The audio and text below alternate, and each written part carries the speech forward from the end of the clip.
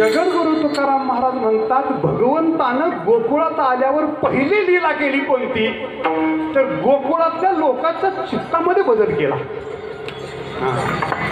चित्तामध्ये काय बदल केला? एक त्याच्यातलं एक सूत्र असं आहे, ज्याच्या चित्तात संसार आहे बरं का, ज्याच्या चित्तात संसार आहे त्याला देवाची भेट कधीच होत नाही.